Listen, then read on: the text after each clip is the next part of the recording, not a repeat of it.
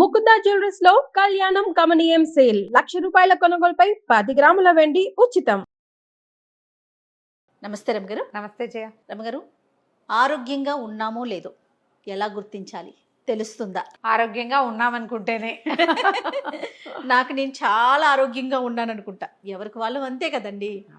ఏదైనా సమస్య వస్తే అది చివరి దాకా వెళ్ళిపోయే వరకు తెలియట్లేదండి. పైన మాత్రం చక్కగా ఏదైనా చూడండి మేడిపండులాగా ఉంటున్నాము కదా రమ్మగారు. ఇప్పుడు జయ, ఇది చాలా పెద్ద ప్రశ్న. డాక్టర్లు చెప్పాలి, ఇవిడు చెప్పేదేంటి అని కూడా అనిపిస్తుంది. మీరేం అనుకోకండి, నేను ఇలాగే అనాలి. ఎందుకంటే ఇలాంటి ఏ విషయం మాట్లాడినా చాలామంది ఇట్లా రియాక్ట్ అవుతారు జయ. డాక్టర్ చెప్పాలి, ఏ డాక్టరు ఎంతసేపు కూర్చుని మీకు చెప్తారు?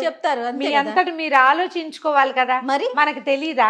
రమగారు, డాక్టర్ చెప్పడానికి మీరు పలానా ఏమైనా ప్రిస్క్రిప్షన్ ఇస్తున్నారా? కాదు కదా. కాదు కదా, ప్రిస్క్రిప్షన్ కి డాక్టర్ అవసరం. మీ సలహా చెప్తున్నారు, మీకున్న నాలెడ్జ్ ని షేర్ చేస్తున్నారు. దీంతో డాక్టర్లతో లాయర్లతో పని ఏంటి? కాబట్టి దీన్ని కూల్ గా తీసుకోండి అమ్మా. ఒక విషయం చెప్తా. కూల్ కూల్ జయ కూల్. ఓకే, మీ దగ్గర ఒక 6-7 నెలల పిల్లాడు ఉన్నాడు. వాడు హెల్దీగా లేడేమో అని మీకు ఎప్పుడు డౌట్ వస్తుంది, నువ్వు చెప్పు చేయ. నువ్వు ఒక ప్రేక్షక పాత్ర వహించు. ఓహో, 7 నెలల నీ కూతురు, దీనికి ఏమైనా ఒంట్లో బాగోలేదు, డల్గా ఉంటే, ఫుడ్ సరిగ్గా తీసుకోకపోతే, సరిగ్గా నిద్రపోకపోతే, పెంకిగా ఏడుస్తూ ఏడుస్తూ ఉంటే, ప్రతిదానికి రాగాలు తీస్తూ ఉంటే, సంక దిగకపోతే హెల్త్ బాగోలేదని. ఈ 5 ఏమేమిటి? డల్గా ఉండటం, తిండి తినకపోవటం, నిద్రపోకపోవటం, ఏడవటం, సంక దిగపోవటం. 5 నీకు ఎలా తెలిసింది? డాక్టర్వే నువ్వు? కాదు రమ్మగారు. మరి ఎట్లా? తల్లిని కదా.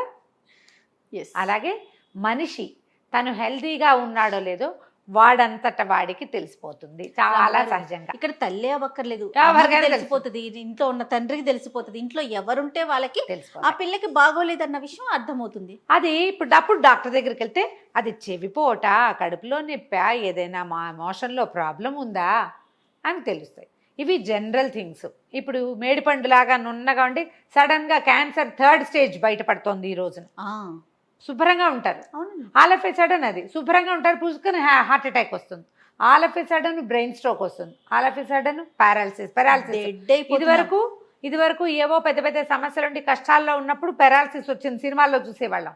అవును, గుండెపోటు కూడా సమస్యల వల్ల వస్తుంది. ఇప్పుడు ఏం లేవు, వీళ్ళు టింగరంగా అని తిరుగుతూనే ఉంటారు, గుండె పట్టుకుని కూలిపోతారు. అసలు వెళ్ళిపోతున్నారు.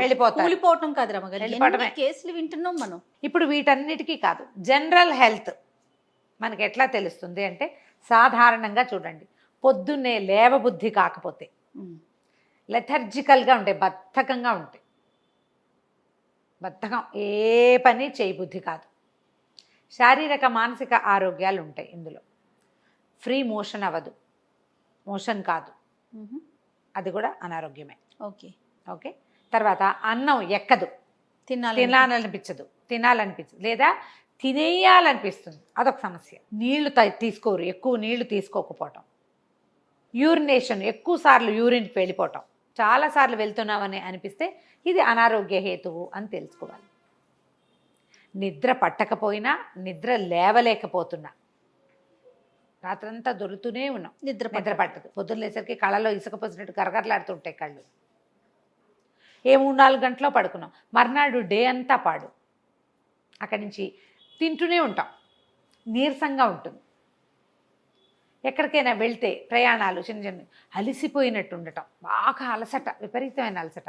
ఇలాంటి లక్షణాలు ఒక్కొక్క స్టేజ్లో కనిపిస్తాయి మనకి. పీరియడ్స్లో కొంతమందికి ఉంటాయి, మెనోపాజ్లో ఆడవాళ్ళకు ఉంటాయి. ఇవి జనరల్, ఇవి ఆ 4 రోజులు ఉండి పోతాయి. కానీ నార్మల్ వయసులో వాళ్ళు ఏ పీరియడ్స్ లేకుండా ఎప్పుడు బద్ధకంగా, అక్కడి నుంచి కళ్ళు తిరగటం, తరచుగా లూజ్ మోషన్స్ అయిపోవటం, వామిటింగ్ సెన్సేషన్ ఉండటం, ఎన్ని ఉన్నాయి చూడు. నీకు తరచూ వాంతి వస్తుంది, నాకు అలాగే వస్తుందండి అని చెప్పి ఊరుకుంటే పొట్టలో ఏదో లివరో ఏదో తనేసినట్టు, అంతే. అది వేసుకుంటే పోతుంది, ఇది వేసుకుంటే పోతుందని ఏవో వేసుకోవటం. ఎప్పుడు కాళ్ళు తిమ్మిరిలేకపోవటం, కాళ్ళు చేతులు తిమ్మిరిలేకపోతాయి. నెత్తికిని చేయి పెట్టి పడుకున్నామో చేయి తిమ్మిరెక్కిపోతుంది. ఎప్పుడైనా ఒకసారి అయితే ఏం పర్వాలా, రోజు అవుతుంటే మీరు డాక్టర్ని చూడాలి. ఇలాంటి ఇప్పుడు మీరు చెప్పిన సమస్యల్లో ఏదైనా రెగ్యులర్గా ఉంటే హాస్పిటల్కి. కాళ్ళు కొంకరపోతాయి. అవునవును. అక్కడి నుంచి నడుస్తుంటే మక్కలో పట్టేస్తుంది, మలుగుల్లో ఒక రకంగా ఏమంటారు, తుంటిలో పట్టేస్తుంది, మహాబాధగా ఉంటుంది. అరికాల్లో కాసేపు కూర్చుని లేవంగానే కాలు నేల మీద పెట్టలేకపోతాం, అదొక ప్రాబ్లం.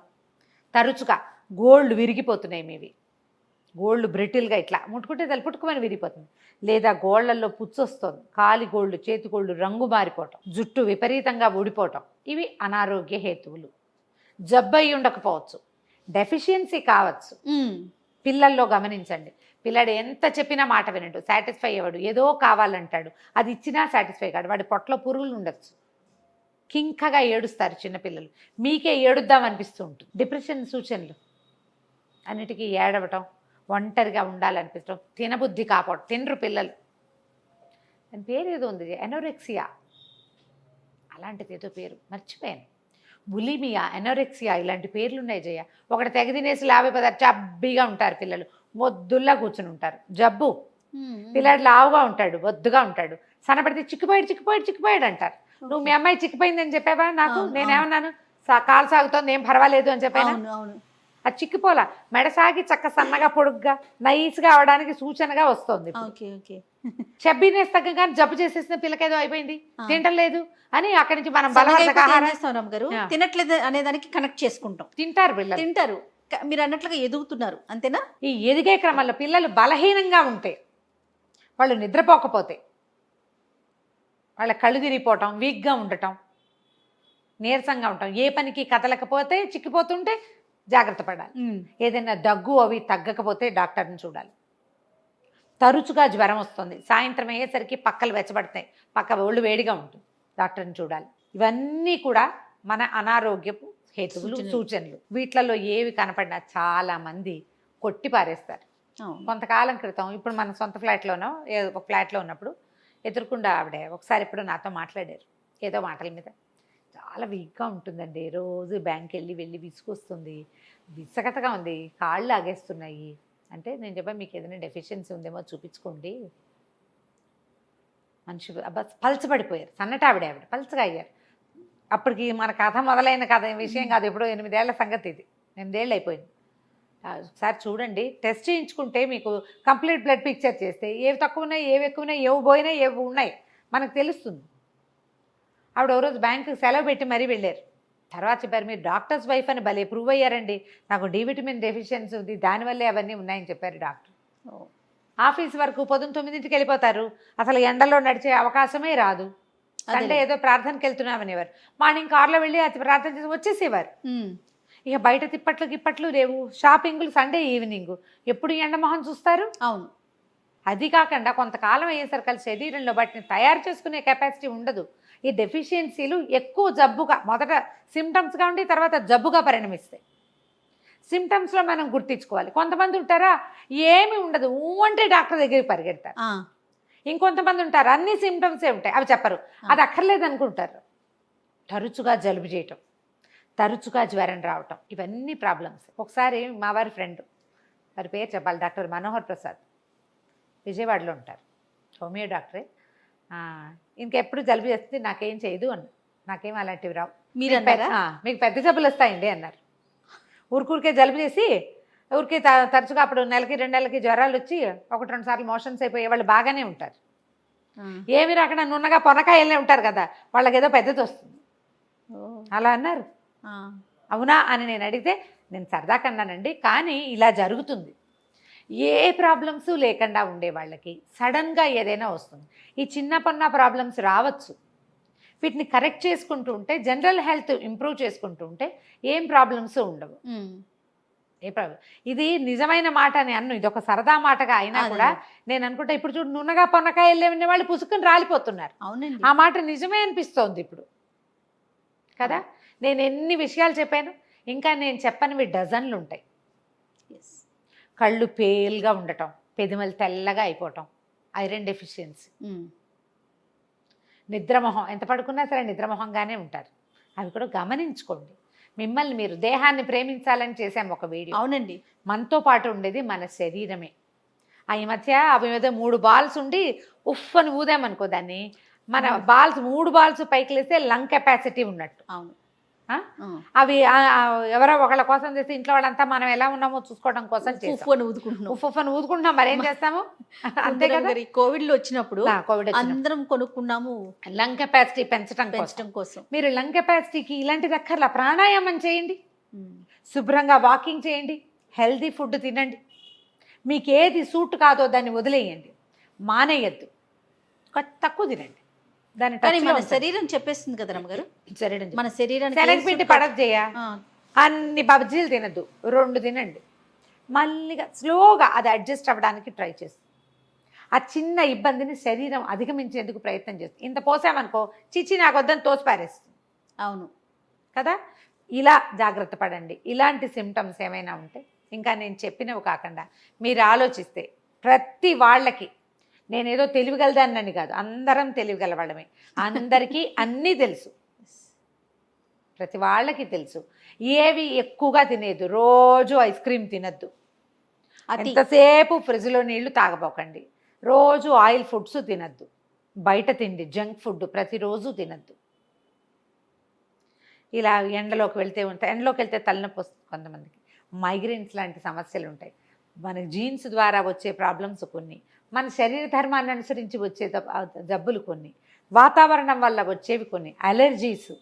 ఇంకా మనం ఎలర్జీ చెప్పలా, ఎన్ని ఎలర్జీస్ ఉన్నాయి జయ, రకరకాల రమ్మగారు.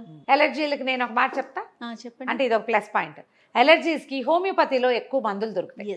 100%. నాకు ఫ్రాగ్రెన్స్ ఎలర్జీ ఉండేది జయ, ఆయాసం వచ్చేది, మల్లెపూలు అవి కూడా పడేవి కాదు, కర్పూరపు వాసన, అగరత్తుల వాసన అవి కూడా పడేవి కాదు. బూజు దులిపినప్పుడు మొదలైంది డస్ట్ ఎలర్జీ తోటి, తర్వాత ఫ్రాగ్రెన్స్ ఎలర్జీలోకి దించింది. చిన్నప్పుడే 16, 17 ఆ వయసులోనే. 22, 23, 24 వచ్చేసరికి నాకు ఎలర్జీ పోయింది. ఇప్పుడు నేను డస్ట్ ఎలర్జీ లేదు, నాకు ఫ్రాగ్రెన్స్ ఎలర్జీ కూడా లేదు. ఎట్లా రమ్మగారు? హోమియో. డాక్టర్ గారికి ముందే మీరు హోమియో మెడిసిన్ తీసుకున్నారు? మా మామగారు, ఓహో, ఆయన ఇచ్చిన మందుతోటి పోయింది. ఆయన కూడా హోమియో డాక్టర్. 100% పనిచేస్తే.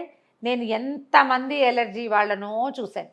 అంటే ఇప్పుడు నేను రమ్మగారితో చేస్తున్నానని చెప్తే ఏమన్నా అనుకుంటారేమో ఆడియన్స్, నాకు తెలియదు. కానీ మా బుడ్డదానికి, తర్వాత మా అక్క వాళ్ళు చెన్నైలో ఉంటారు కదా, బాబు ఉన్నాడు, వాడికి 15, 16 ఏళ్ళు రమ్మగారు. నాన్ వెజ్ తింటే ఒళ్ళంతా దద్దురు.